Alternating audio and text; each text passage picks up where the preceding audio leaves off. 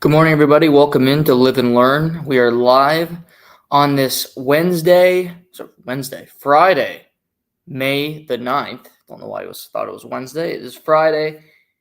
It's been a week, but we are here. A lot has gone on. Happy to be with you. Today, we're going to get into a lot of different things around the world of sports. A lot happening in the Stanley Cup playoffs, in the NBA. A big UFC card in Canada this weekend. We'll talk about that towards the back end of the program. We also got some NHL news just when it comes to head coaching and different things that have gone on over the course of the week. So all of that is forthcoming. Also, starting in about a minute, the Men's World Hockey Championship will kick off in Denmark and Sweden. Team Canada has sent over a loaded roster, which I want to discuss later on. It's great to see them take it seriously. A tournament that goes on during the playoffs. People might not watch it. I like watching it. It's great. I have it on the background right now. So, love it. Sidney Crosby going, what a guy. Good old Maritimer going over to representing his country after doing it at the Four Nations as well. Just kind of shows the dedication that he has to the game. But we have to start with the Stanley Cup playoffs. The ending of round one was superb. You had the Mikko Rantanen game taking out Colorado, sending his former team home, telling Chris McFarland, Joe Sakic to shove it after trading him for no good reason over like $500,000. You had the Winnipeg Jets rally, Cole Perfetti playing hero, and the Jets really just an incredible comeback, incredible theater, seeing them win in double overtime on a goal by Captain Adam Lowry. That Saturday and Sunday of hockey was fantastic. It's hard to argue it can get any better than that. All over the United States, you had people talking about it. Dan Patrick Show, Pardon the Interruption. They led with hockey and how great the theater was. And it's phenomenal. But then we get into round two, where you have the Toronto Maple Leafs meeting the Florida Panthers. A rematch of the second round of 2 years ago where Florida won in 5 games. Obviously, last year, Toronto lost to Boston in the first round. Florida would go on to beat Boston in the second round and win the Stanley Cup. And heading into tonight's pivotal Game 3, the Toronto Maple Leafs have reversed it. They have a 2-0 series lead on the Florida Panthers, winning both games at home, and I would argue in pretty dominant fashion. If you look at the scoreboard, you go, okay, 5-4, 4-3, pretty close games. And at times the games were close, but I also think if you watch the game and don't just look at the box score, you realize that Toronto is the better team in this series. They have been the better team throughout the entirety of the 60 minutes in games 1 and game 2. And Florida's trying to keep up while Toronto has answers every single time. If it's a test, Toronto's writing the test. They know the answers. They've studied. They're prepped. And Florida is looking over at their sheet, trying to figure out what to do, trying to figure out what the answer is to the question. They don't know. And it's really interesting because Toronto is never in this position. They always chase. You never feel confident about their position. But I believe if you're a Toronto Maple Leaf fan, and I get this can be tough because you're jaded and there's been a lot of losing and failures over the years and heartbreak. But believing in this team makes sense. I said before the playoffs that if I had to pick a final, I would go with Toronto and Vegas. I'm probably going to be wrong about Vegas, and we'll get to them in a little bit. But Toronto has looked like the best team in the Eastern Conference, bar none. Toronto has carried play. They were far superior to Ottawa. And the Florida Panthers look a little bit withered. They look a little bit tired. And they look a step slow, a step behind of the Toronto Maple Leafs. And all of this is transpiring while the Toronto Maple Leafs' best players haven't been very good. If you've watched the first two games of this series, Mitch Marner had an assist on the Nyes goal. He had the game winner that Bobrovsky should have saved. Pardon me. But he hasn't been very good, in my humble opinion. Austin Matthews has been a fucking ghost. Best player in the world, second best goal scorer of all time, whatever. He's been nothing in this series. And if you disagree with me and go, he's been great defensively, blah, blah, blah. Okay, well, he's a 70 goal scorer. You don't get that much props from me for good defensive play. If you're Scott Lawton, okay. Because you're not a goal scorer. You create scrums, you play good defense, you get the hell off the ice. That's your role. But they're winning. And they look dominant while they're not playing that well. And that's impressive. That's really impressive.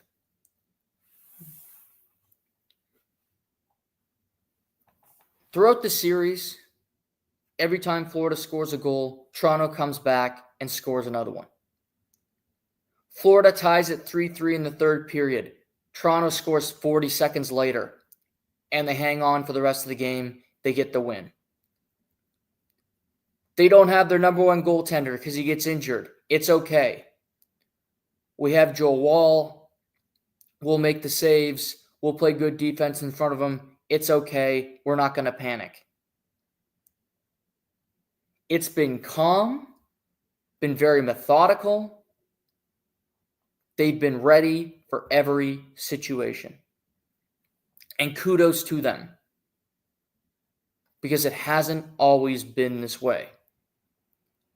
But it is now. And not to mention their winning in their power play has been pretty terrible. Both teams' power plays have not been good, to be just honest here. But yet they overcome it. Yet it's okay. They find ways to win regardless. That's the definition of a good team. That's a team. That's a definition of a team of gamers that will find a way regardless.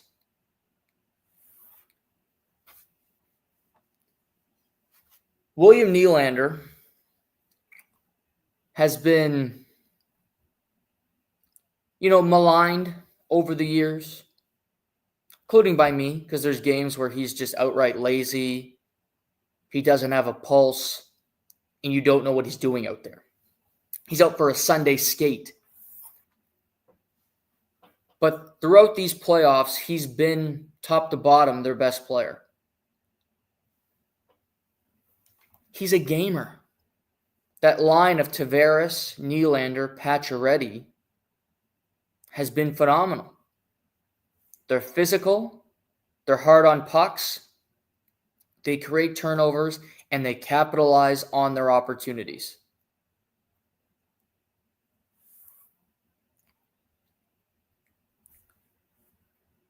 But Nylander has really shown himself to be a go-to playoff guy, to be a relied upon player in the big moments. He won't tense up. He won't freeze. He has an answer every single time. Goal after goal, assists on Pacioretty goals. It doesn't matter. He's there.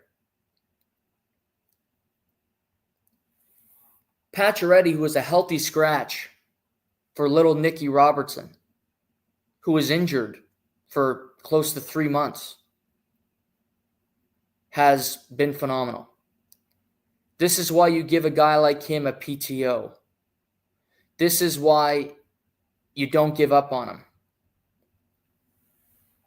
Max Pacioretty is a better version of the Jason Spezza that the Leafs had.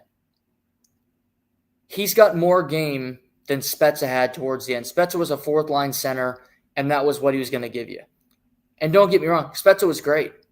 Great leader. He fought. But you see Pacioretty, Spezza. I look at guys towards the tail end of the year that had to morph, that adjusted, that accepted a role that they didn't have earlier in their career. They weren't goal scorers. So they were goal scorers. They were relied upon players. But they're not anymore. That's not what they're here to do. Now, Pacioretty's gotten points, but his overall impact, to me, it's his physical play, hard on pucks, defensively responsible. He's doing all of that. And it's equating to wins. It's equating to success. You love to see that if you're Craig Berube.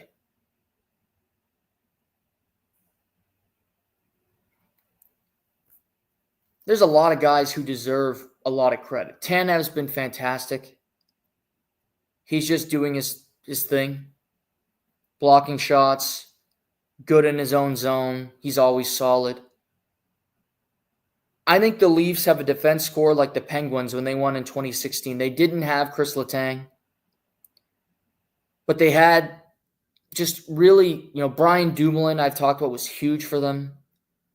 They just had a lot of guys that played hard, that were bought in,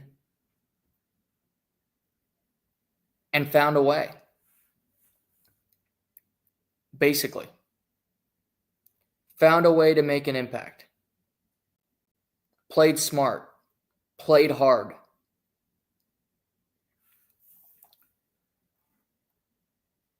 And that's their defense. They're chipping in points. Ekman Larsson, Morgan Riley, Chris Tanev scored in game 1. It's a well-balanced team. They're playing like a team. They're contributing like a team. Max Domi scored a big goal in game 2. They find a way to get it done, period. And you're seeing that in these games. For Florida, can they make adjustments? Yes. Dmitry Kulikov and Nate Schmidt were as bad as a defense pairing could be the other night. They were all over the ice. Kulikov took a delayed game penalty that Toronto scored on. He had a play in the neutral zone. He didn't know what the hell he was doing with the puck. Led to a goal, the Max Domi goal the other way. Nate Schmidt was more focused on Scott Lawton, less on doing his actual job, which kudos on Toronto for getting him to do that, to flip the switch in a bad way. But I think if you're looking around, Florida in this series, their best line has been their third line. Luosterainen, Brad Marchand, the Leaf killer, and Anton Lundell have been superb. Superb. Every time they're on the ice, it seems to generate a scoring opportunity. That might be hyperbole, but they've been really good. Lundell had 2 points. Marchand had a goal. For all the old heads out there, +2. Luosterainen, 2 assists. Luosterainen, 5 hits. Lundell, 2. Marchand, 2. They had an impact. They gave fits to the Leafs. If I look at Sasha Barkov, he scored on the power play, but he hasn't been very good in this series. Matthew Tkachuk has been quite dreadful. Sam Reinhart, ghost. 40 goals in the regular season, 2 so far in the playoffs. Their best players have to wake up. And their goalie has to make a save. It can be as simple as that. To me, it is. I don't think Matthew Tkachuk is 100%. Actually, I know Matthew Tkachuk is not 100%. But he's on the ice, and you're relied upon. Sam Reinhart? I don't know. These guys have played a lot of hockey. True. But you're heading home. And a positive note, you can look at it and go, we haven't lost a home game yet. So the series is right where it should be. They held serve at home. We need to hold serve at home here in Sunrise. But if your third line is going to be your best line throughout the entirety of the series, and your highest paid players, Tkachuk, Barkov, Reinhart, Evan Rodriguez, are going to do pretty much nothing, you're in trouble. You're in big trouble, and you're probably not going to win the series. Reinhart, to me, has been the biggest omission. I don't notice him on the ice. I don't notice him doing anything. And for goalie Bob, there's not many goals in this series that I go, he couldn't stop that one. The Marner goal, the game winner, you can't let that go in. That's from 100 miles away, and there's no screen. It's a bad goal. I don't care what anybody says. It's a horrible goal. That can't go in. And yet it did.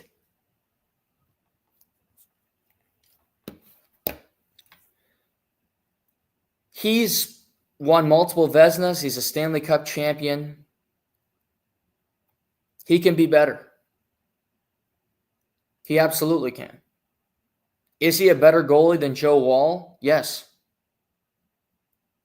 So could he respond in Game 3 and just goalie the Maple Leafs? Potentially. He could just be the best player on the ice and will them to a victory. And I think he kind of owes his team one. Because in Game 1, he was horrible. And I don't think he was very good in Game 2 either. Your team scores 3 goals for you, you should win that game. The goalie, you can't let in 4. Can't happen.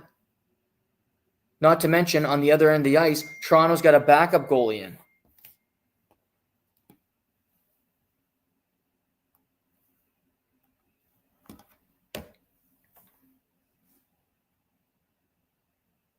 That's it.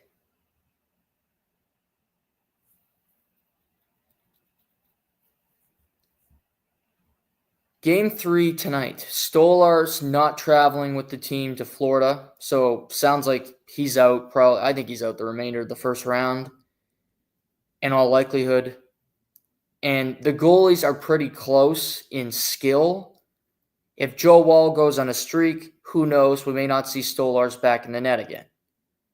Although Berube, I think, prefers Stolar's to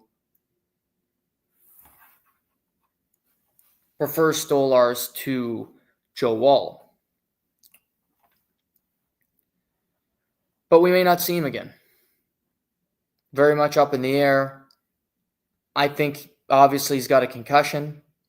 They're not going to release that because it's the playoffs and the Leafs don't like to release information.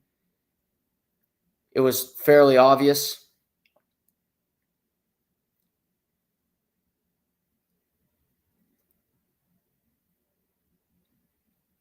I think the Leafs did the right thing by not going after Sam Bennett in Game 2. They won the game, so they get the comeuppance, if you will. Not to mention, it wasn't a suspendable play. I don't think it was a dirty play. It was unfortunate. But I don't think it was very similar to when Corey Perry accidentally kneed Tavares in the head and fans were calling bloody murder and the league hates us because we're Toronto, and I love that sympathy. I live for that. I'll tell you, everybody against Toronto. I love to hear it. It's warms my heart to hear that every year. Getting a kick in the head. But nevertheless, I think they did the right thing. If they want to deal with it next year and somebody wants to fight Sam Bennett, great. But win the series, move on to the conference final.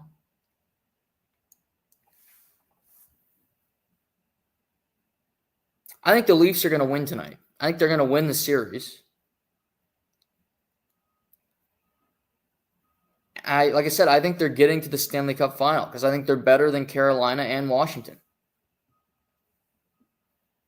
At their apex. At their best. I think Carolina and Washington could go a while.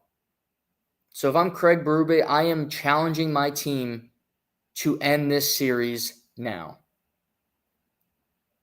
Let's go out there tonight, a Friday night in Sunrise. Beautiful, beautiful Sunrise, Florida in May. Oh, love it. Go out and just curb stomp this team. Give them no hope and send them home. Have Expedia ready for the Florida Panthers.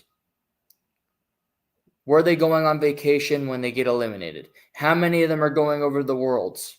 Not many, likely. But that's what I would do. That's what I would challenge them to do. They won Game 3 in Ottawa. Go win Game 3 in Florida. Have another series where you have a 3-0 lead. Because I think Washington, Carolina, that one's not going to be over anytime soon. That's going 6 or 7 games. Those two teams are very even. They know each other very well. It's tight. Could go either way. But I get Toronto winning tonight. And actually, I don't know if I believe this saying it, but whatever. I think Austin Matthews has a game tonight. He should. God forbid the team's best player has a game where you're actually, proud of it. But he's been dreadful. Dreadful. I don't think he's ever, there's times in these playoffs he's been invisible. And you don't see that with every team's best players. Segue. How about those Oilers? The two best players in the world, if you ask me, play in Edmonton. And their names are Connor McDavid and Leon Draisaitl. They are phenomenal talents. They were great regular season guys. Oh, our roster sucks. We can't get through it. And now they have become playoff clutch performers. Getting to the Stanley Cup final last year. Losing Matthias Ekholm this season. Not having Stuart Skinner play reasonable goalie. And now, all of a sudden, you put in Calvin Pickard of Fredericton, New Brunswick. You put your lineup together. And the Edmonton Oilers have won 6 straight playoff games, including a 5-4 overtime win in Las Vegas last night to give them a 2-0 series lead heading back to Edmonton.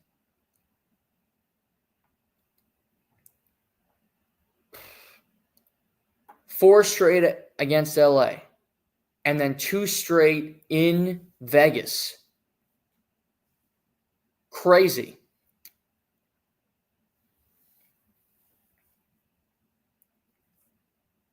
Leon Draisaitl and Connor McDavid deserve the majority of this credit. Now, there's other guys. Connor Brown's been having a fantastic playoff again. You have guys like John Klingberg, oddly enough, who have really settled in, who is playing his role well, playing good hockey in these playoffs.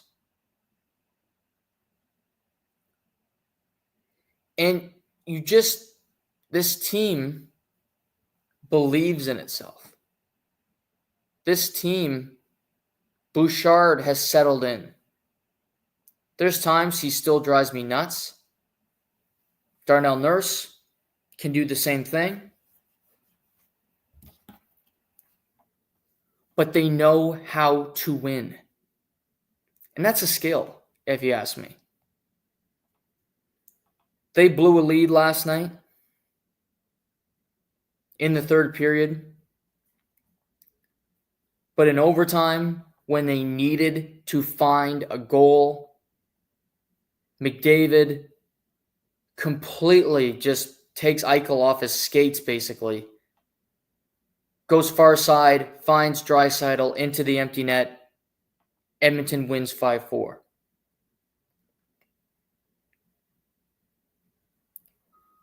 But if you look at the game last night, it wasn't really about Draisaitl and McDavid until that point. Vasily Podkolzin had 2 points. Victor Arvidsson had 2 points. Nuge, 2 points. Evander Kane, 2 points. They are getting goals by committee. They're getting production from 4 lines.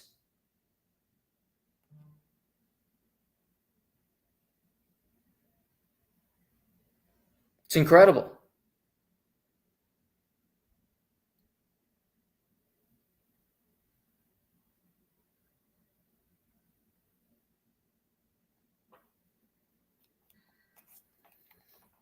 It's incredible what they're doing. Because they're getting from everybody. And that's, your best players have to be great, but you also need your committee to play well. And this Oilers team, a lot of it's the same from last year. Connor Brown, Henrique, Janmark. Klingberg's a new addition, but Evander Kane.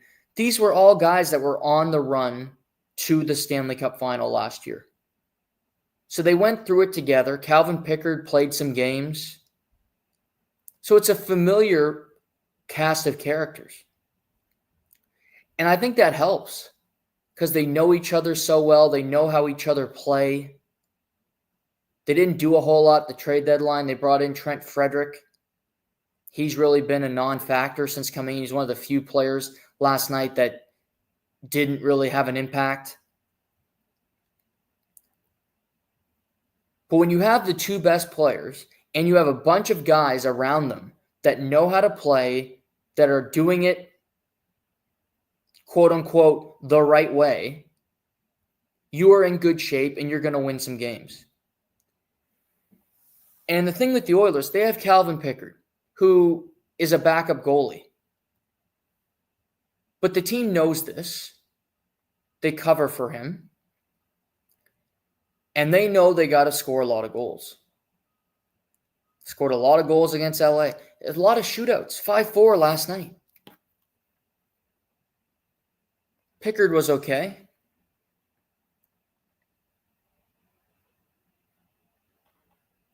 They made it work.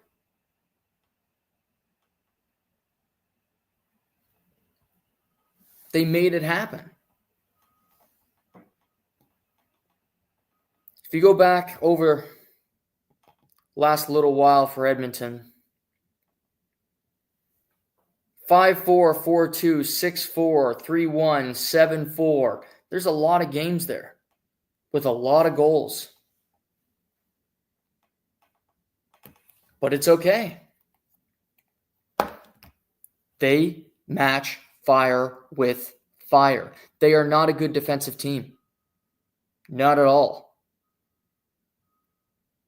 But they do enough. They block enough shots. They get really high-quality scoring chances. Vegas, to me, didn't defend well in the first round against Minnesota. That's why the series was close. They aren't defending that well now. They are losing a lot of puck battles. Their defense that are big are looking small. I don't get it.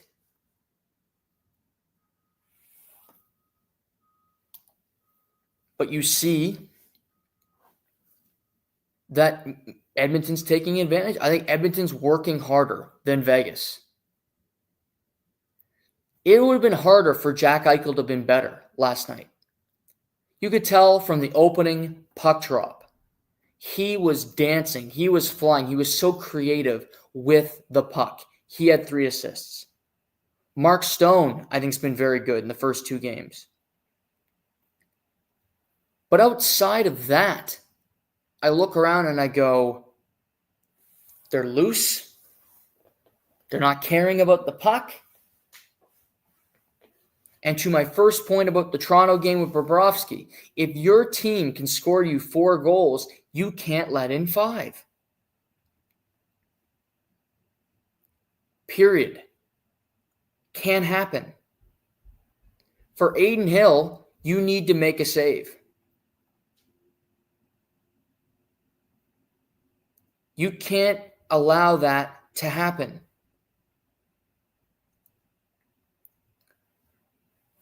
It's tough. And again, goalies have a tough job. But it just can't happen. You can't let in 5 when your team scores you 4. That's a winning formula. You should win that game 9 out of 10 times.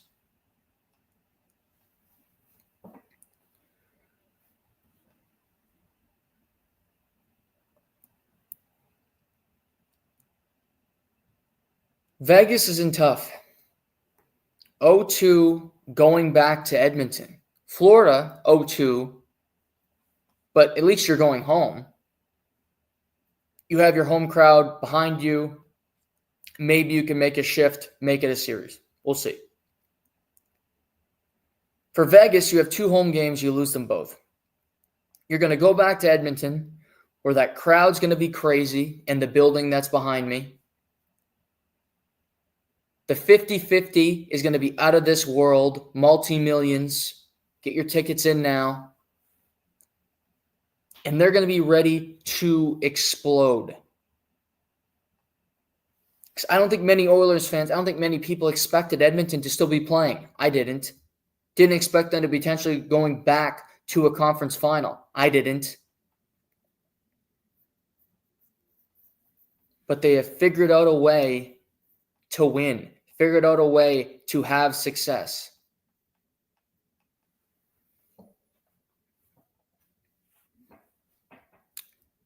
For Vegas, it's simple. Play better defensively. They can. Being out of position, losing loose puck battles.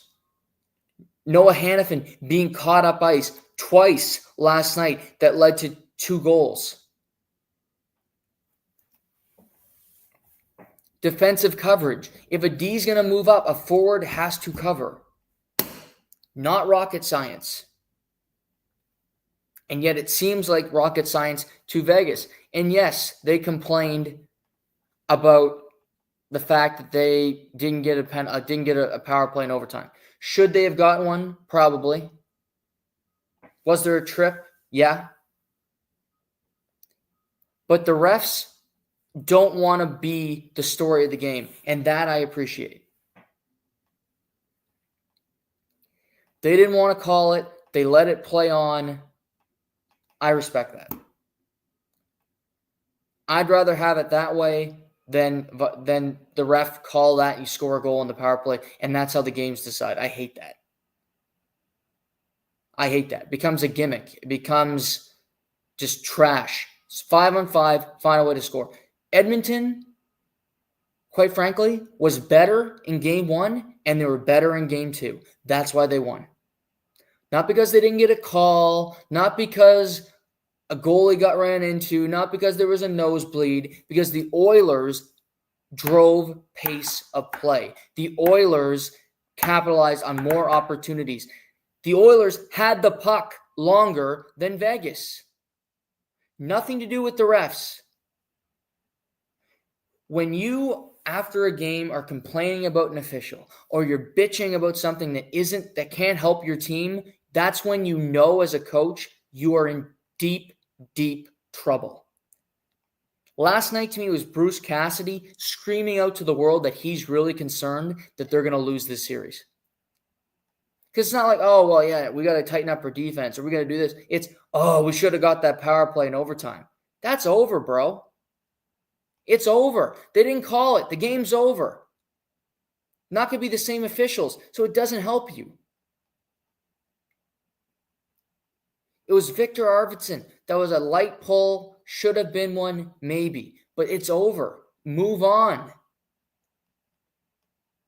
Work on systems in practice today. Just a thought. The refs are going to be the refs. McDavid and Draisaitl made an incredible play in overtime that few players in the league can. And they were better. The Oilers have been better than Vegas. And Vegas is in trouble. Game 3 tomorrow night in Edmonton. This goes without saying, but I mean, if Edmonton wins tomorrow night, the series is over. Just like if Toronto wins the game tonight, the series is over. It's not over, but it's over. Neither of these teams is blowing a 3-0 lead, if you ask me. Just a thought, but I don't think it's happening. And the longer the Oilers go, the more dangerous they become. To me. I look at them and I go, can they get back to another final? Maybe. Could we get a Toronto-Edmonton Stanley Cup final? Possibly. Wouldn't that be fun? Guarantee Stanley Cups coming back to Canada. McDavid breaking the hearts of the team he grew up loving. Oh, the storyline's there. We're not there yet, but could we? Both teams are in good shape to get to the conference final.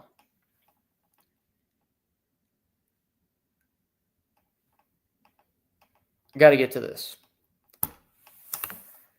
I kind of want to take a victory lap here, so just let me get on my soapbox for a minute. Mikko Rantanen in February, it was a Friday night, I remember, he was traded from the Colorado Avalanche to the Carolina Hurricanes. And it was staggering, it was surprising, made no sense to me. And he was shocked. McKinnon was shocked. And it was a stunner. I didn't get it. I'm like, what's going on here? We then learned that it's money related on an next contract. They didn't want to pay him an extra $500,000 after he took a discount his last contract, unlike, Mitch Marner or some other players around the league that were making more money during the time. It's true. Goes to Carolina. Shock from the trade. Carolina, successful team. Rod Brendamore, great coach.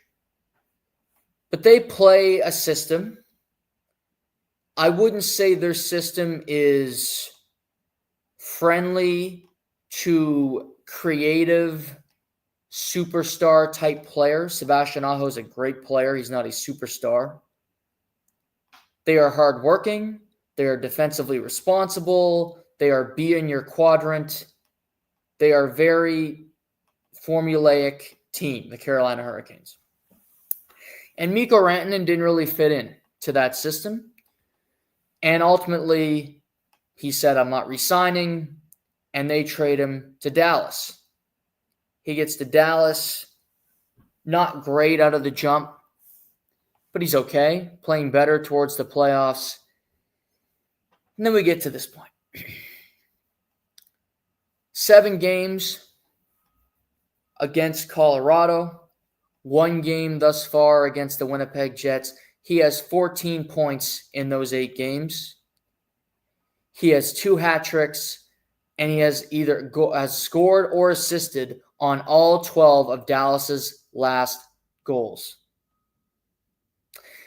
You know, that sounds like a guy that Nathan Mackinnon built that can't do anything without Nathan Mackinnon. He's a product of that. Oh, my God.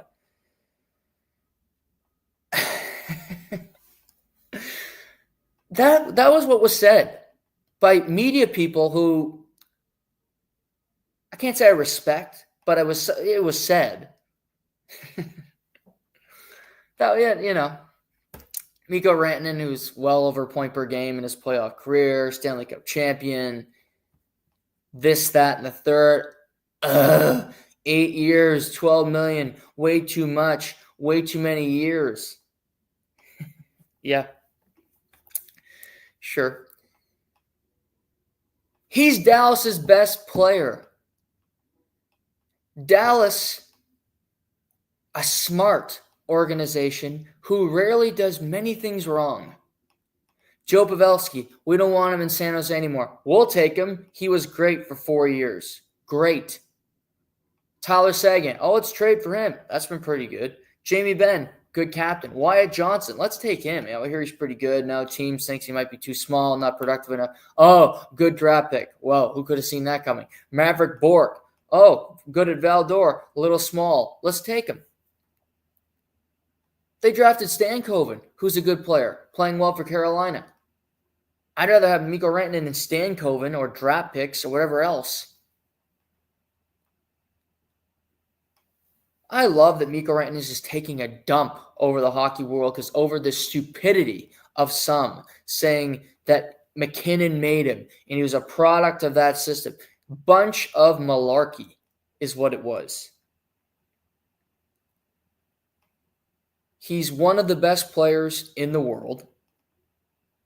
He's a moose on the ice. He's a hard guy to stop. And he's had 2 hat tricks in 2 individual periods over the last 2 games. Hat trick in the third against Colorado, hat trick in the second period in 7 minutes and 45 seconds against the Winnipeg Jets. Who's doing that? Nobody is the question. Nobody.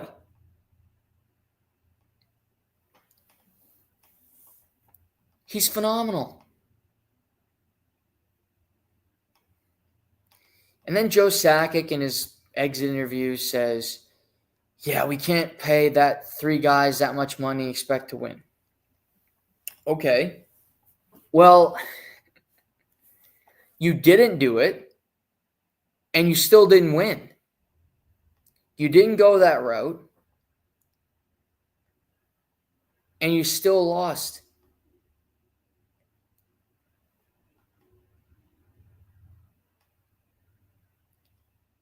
You still lost. And you traded away a lot of draft picks. And you traded away Callum Ritchie, who's one of the best players in the CHL right now, who got the game-winning goal for the Oshawa Generals against the London Knights last night in Game 1. Your best prospect, out the door, 20 years old, could be an NHLer next year. Now he's on Long Island.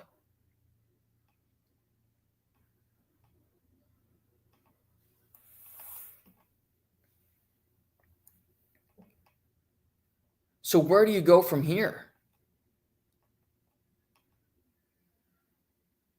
Dallas, right up there. It might be the most well-run organization in the sport. Jimmy Nill is always right up there for general manager, the executive of the year. He won it 2 years in a row. Probably should be looked at this year with the Rantanen trade and the Rantanen acquisition. By the way, they won the first round against Colorado without Miro Heiskanen, who's by far their best defenseman.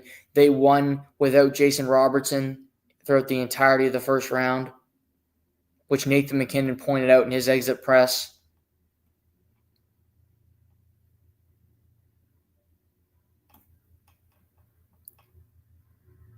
Colorado's not dead. They still have Nathan MacKinnon. They still have Cale Makar, two of the best players in the world. But it's murky. I'm not happy if I'm Nathan MacKinnon.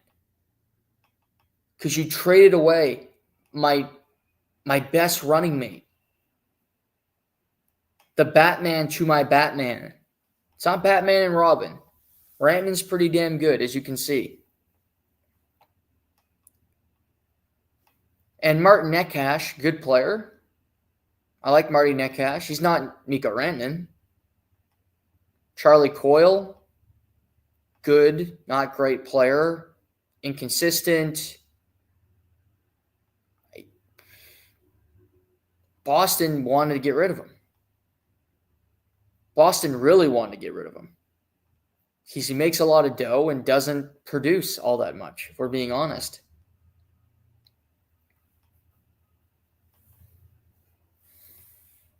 So that I don't know what that team does moving forward, quite honestly. The Colorado Avalanche. For Dallas, really tight game against Winnipeg in Game 1. I don't think this series is over for Winnipeg by any means. I think they're tough. Winnipeg's battle test sounds like Josh Morrissey could return tonight and Logan Stanley to the lineup, which would be huge for them. Both missed most of Game 7 and missed all of Game 1. Mark Scheifele returned, scored a goal. Dallas is a really deep team. Dallas has a lot of guys that can just flat out produce. A lot of depth. Top to bottom, a strong team. I think Winnipeg can win this series if Hellebuck's really good, if they're getting scoring from four lines, if guys like Vlad Nemestikov, who to me has been quiet over the last little while, if Perfetti can continue to produce, Nito Niederreiter, who scored in Game 1. It's a committee team. Help from your back end. Josh Morrissey, Neil Pionk contributing. Because I think these two teams are built similar. I just think you look at Dallas, they have a little more high-end talent than Winnipeg does. Rantanen, a step above. But Kyle Connor, Mark Scheifele, both studs, both excellent players. But Rantanen, Wyatt Johnston, J-Rob, if Heiskanen can come back at some point, that would be an even bigger deal for Dallas, just to help out their back end. He logs a ton of minutes.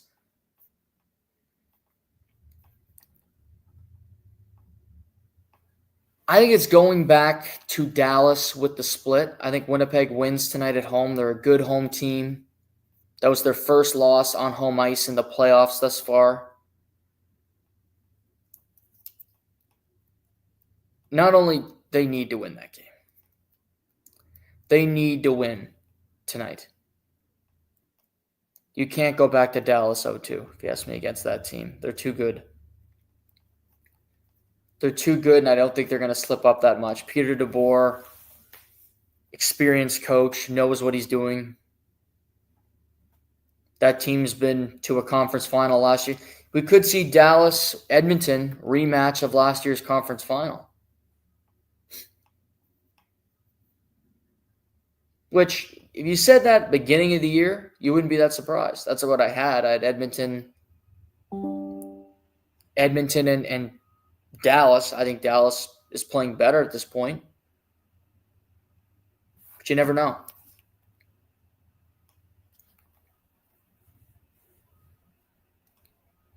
Fascinating to see, though, because I do think Winnipeg wins tonight. I wouldn't say comfortable. I think we get another close game. But they'll be desperate. That home crowd will be good. They'll get some balanced scoring. They need that game tonight. Then you have Washington, Carolina. It's a tight checking, low, how do I define this? Low activity level series in Carolina. Carolina doesn't give up much. Washington did a far better job of not giving up much last night. It was a defensive game where ultimately Washington scored one more time.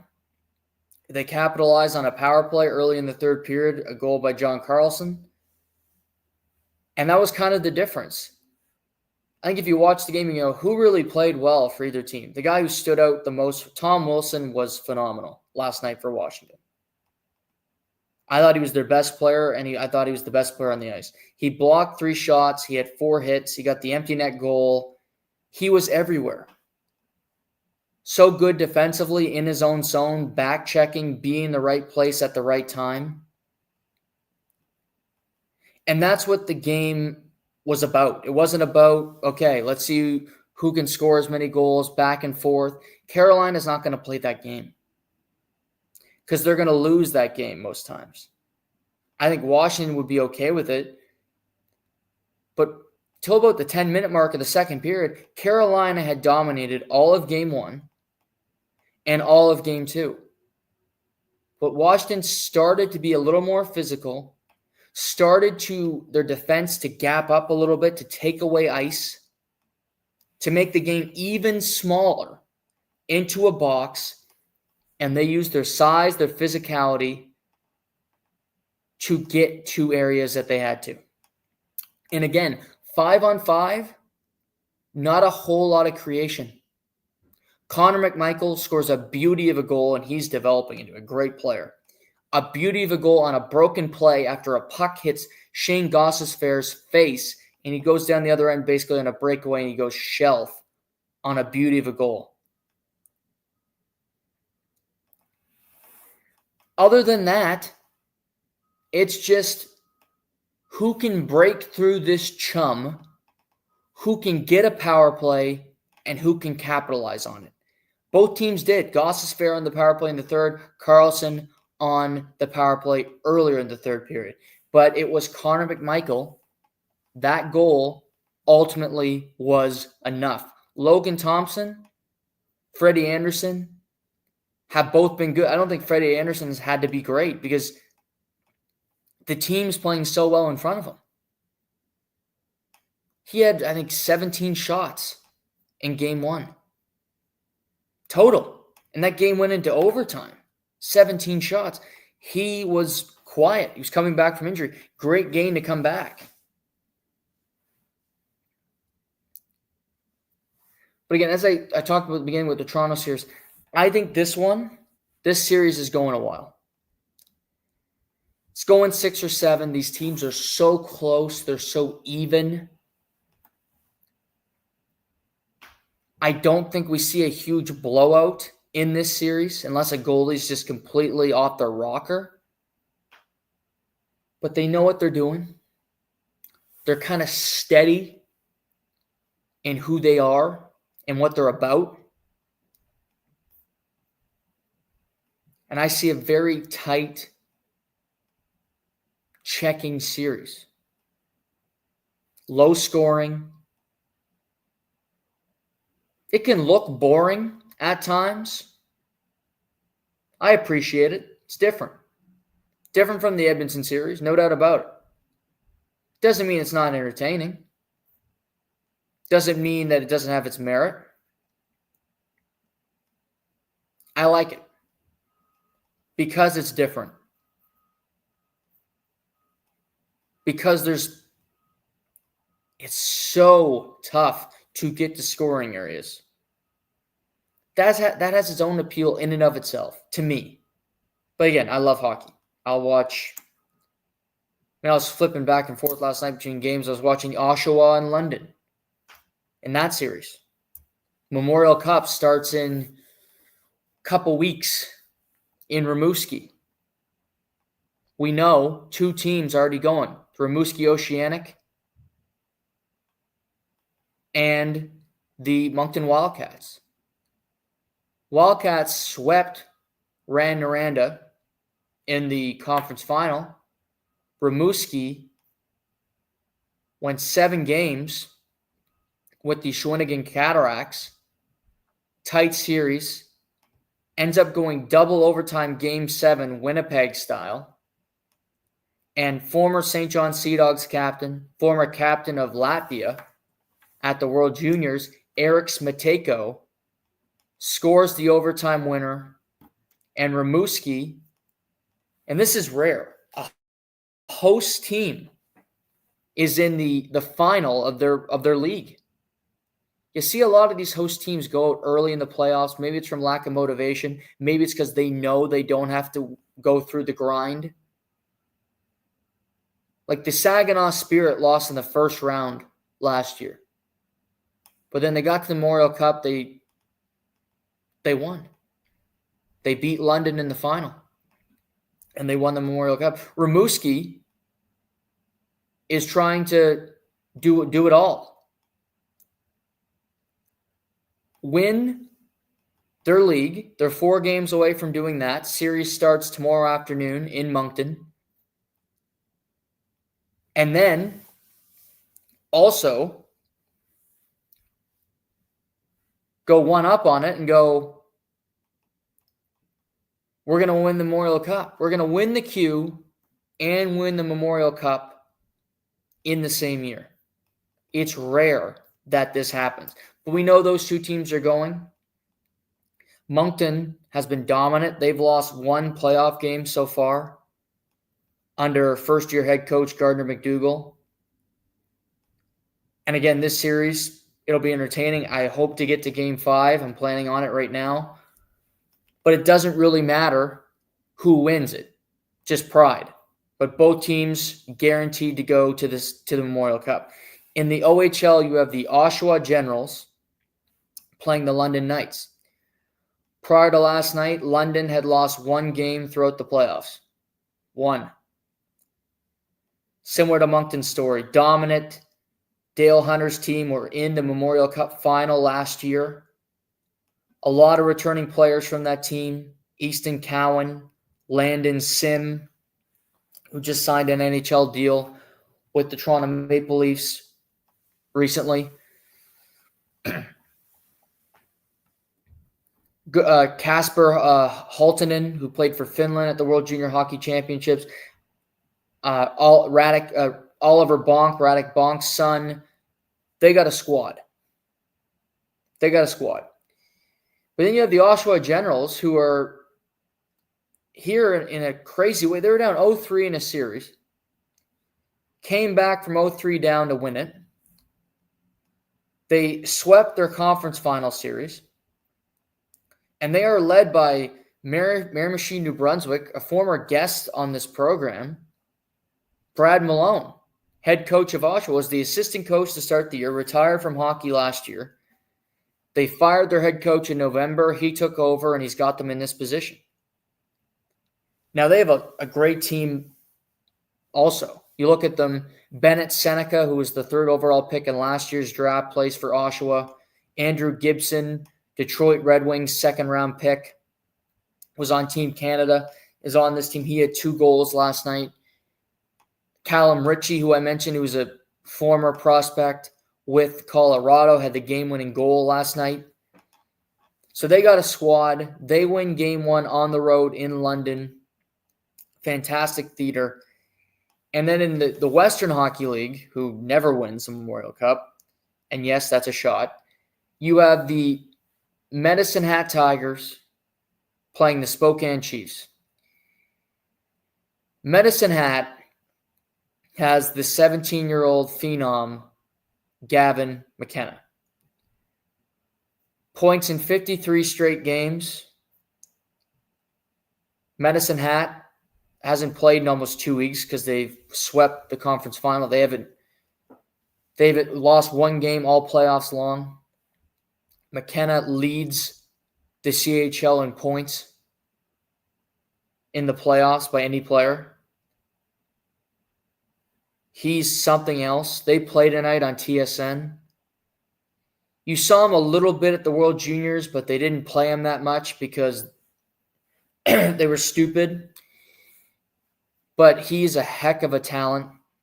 He can't get drafted until next year.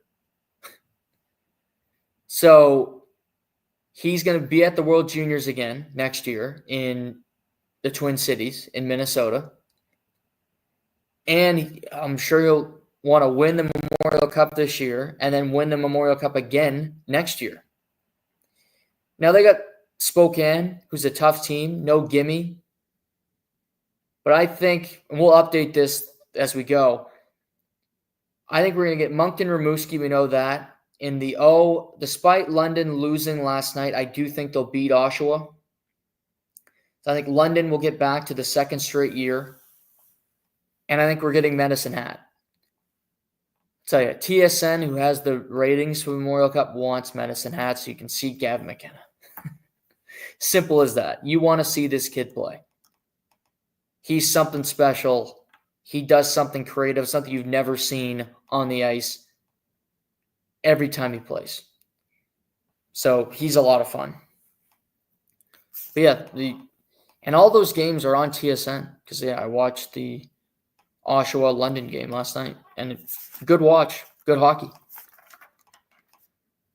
Other hockey news. We got this one right here at Live and Learn. Yesterday, the Anaheim Ducks announced that they had hired Joel Quenneville to be their team's next head coach.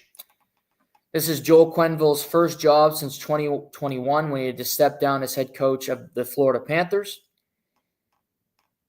He stepped down because of the incident that came out revolving around Kyle Beach. Joel Quenneville is a multiple-time Stanley Cup champion. He is a winner if there ever was one. And you saw Stan Bowman get hired by the Oilers.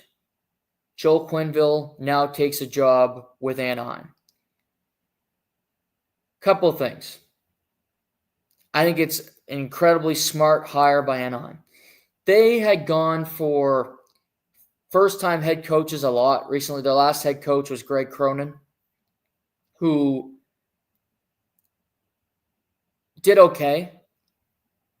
But as I said, you look at the jobs out there. We talked Boston, Pittsburgh, the Rangers, who obviously scooped up Mike Sullivan. I don't think there's any 10 out of 10 sexy positions. You can say the brand and go, oh, look at the Boston Bruins. But that team is quite dreadful, and they draft horribly, and we don't have to go through it all. But I don't think it's a great job, personally. Anaheim has younger talent that could still develop, draft picks coming up that could be something bigger and better as they move on here, which is intriguing. It would be intriguing to me. So if I look around, I go, okay, Zegras you have, and McTavish, and you had Zellweger. There's bits and pieces there. I love Dustel, the goalie. There's pieces there that can work, that you could put together to build a team that can at least be competitive, which I'm all about. So I like that. And then you go, okay, we might have to pay a little more for Joel Quenneville, but I think the league wanted Joel Quenneville to take, if he's going to come back in, to take the Anaheim job, because Anaheim's on the West Coast and Anaheim doesn't get a lot of play. So you go, okay, Joel Quenneville can kind of hide over in Anaheim, work there, Nobody will be too upset. Let's just move on. I think it makes all the sense in the world. Good coach. Help a young team. I think it works out. Other news, David Carl, who rumored, interviewed with Anaheim, interviewed with Chicago, decided not to make the jump to the NHL. He has signed a multi-year extension with the University of Denver. He has led that program to 7 Final Fours, has won 2 national championships. Great coach, knows how to recruit, and he builds a winner at the University of Denver. I'm sure he got a raise with coming back and not going to the NHL. You do get to pick your roster down there. A lot more security when it comes to that. Building the team that you want doesn't get decided for you. He's 35, so he's still very young, very well could get to the NHL eventually. Might have looked around and went, this is not for Chicago job. It would scare me as well, saying, am I taking this job to then get fired in 2 years and my hopes of being a long-term NHL coach are screwed? And when you have a great backup plan, when you've built a great program, when you've won back-to-back gold medals at the World Junior Hockey Championships, you have a lot of leverage. I don't think his name will go away. Different, but I think similar. You see Dan Hurley, who's the head coach at UConn. If he wanted to be the Lakers coach, he'd be the Lakers coach right now. JJ Redick got the job because Dan Hurley said, no, I want to go back to UConn. I think David Carl will have opportunities down the line if he wants them. Just for instance, let's say the Colorado Avalanche don't have a great season next year. Jared Bednar's been there a decade in Colorado. And let's say they just go, we need a fresh start. We need a new idea. David Carl works University of Denver. There's possibilities there to go, okay, interesting. Maybe I'll become the head coach of the Colorado Avalanche. I won't have to move my family. They have Nathan Mackinnon on this team. Wouldn't that be interesting? I'm not saying that's happening, but I'm sure that's a thought in his head if and when they move on from Jared Bednar.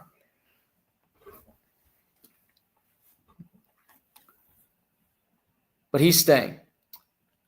Rob Blake, the GM of the Los Angeles Kings, he was on a year-to-year deals with LA. They offered him an extension last summer. He said no, he just wanted to take it. I think it's a grind, that job for sure. And he's built good teams. He's built playoff teams pretty much every year. But they can't beat Edmonton.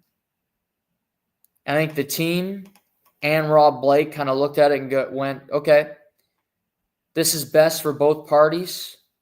Let's move on amicably. Maybe he gets another job. Maybe he becomes a GM elsewhere. I could just see him just moving on with life and seeing what he wants to do. Seeing, maybe he'll coach. Maybe, there's lots of options. But LA needs a new general manager. World Hockey Championships, we mentioned this. Sidney Crosby, Nathan MacKinnon, Marc-Andre Fleury, Philip Deneau, Braden Shen. These are just some of the names going to play for Jordan Binnington, Macklin Celebrini, all playing for Canada at this year's World Hockey Championships. It's an impressive turnout. It's the best team that they've had in years.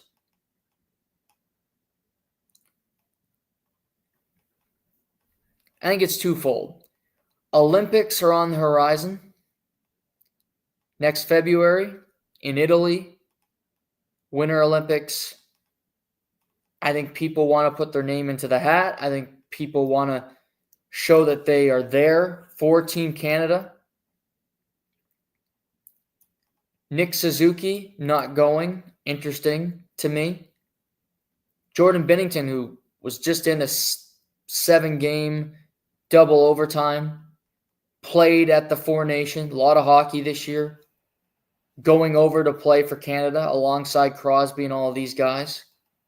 Credit to him. Nathan Mackinnon, who also lost a Game 7, tight fashion, going to play with his friend Sid. I think Macklin Celebrini being over there, him accepting before is obviously smart, but just seeing him working with Sidney Crosby on face-offs, getting better, picking his brain, makes all the sense in the world. I'm disappointed in Connor Bedard. I realize he had a tough season. There wasn't a whole lot of success. Chicago's a bad team. But he should be over there playing with Crosby, with Celebrini, with McKinnon. Again, the season's over. It's tough. But if Crosby, towards the back end of his career, can lace up the skates, go over to Europe, and play for a couple weeks, so can a 20, 21-year-old Connor Bedard. He played the last game of the year. I don't think he's banged up. McKinnon just went through a 7-game series. He's playing. It's David Pasternak's playing for the Czech Republic because he loves hockey and he loves representing his country. UC Saros for Finland. So I'm disappointed in Connor Bedard, quite frankly. Zach Werenski's going to play for the United States. Great player. Established. Got nominated for the Norris. But he's going to go play. Bedard, after a bad season, go get some confidence at least growing into next year. I think it's a mistake. I think it's something he'll look back on and go, I should have went.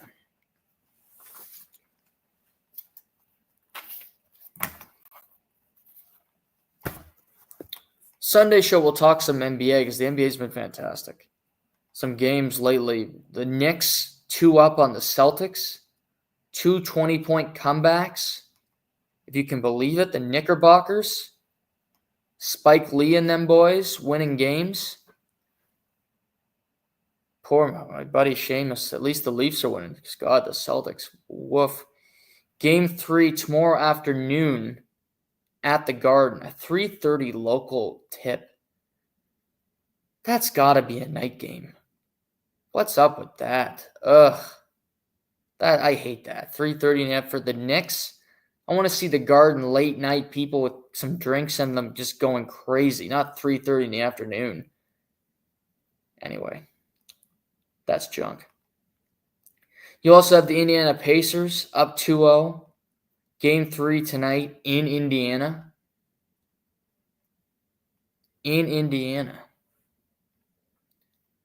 After Tyrese Halliburton nailed a game-winning shot, top of the key in Game 2 with a big comeback. So NBA's been good, some close games. Obviously, Timberwolves just crushed the Warriors last night without Steph Curry. The Oklahoma City crushed Denver in Game 2 after Denver snuck away with the win in Game 1. So kudos to them. But you got a pair of Game 3s tonight in the NBA. This weekend, UFC returns to Canada. They had a pay-per-view last January in Toronto in the 6th. You have a pay-per-view tomorrow night in Montreal for the first time in 10 years.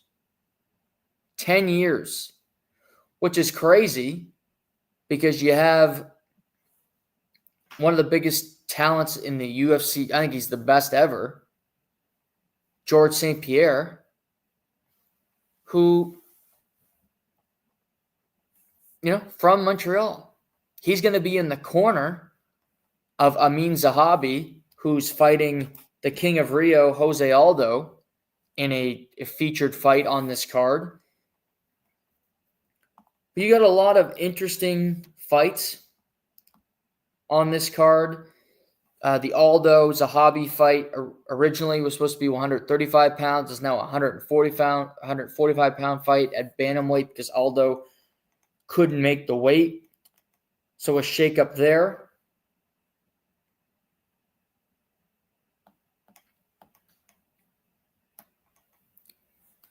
So interesting. But if you look at the card, main event, you have Bilal Muhammad defending his welterweight title against Jack Della Maddalena. Jack Della from Australia. Bilal's first title defense. Jack hasn't fought in over a year.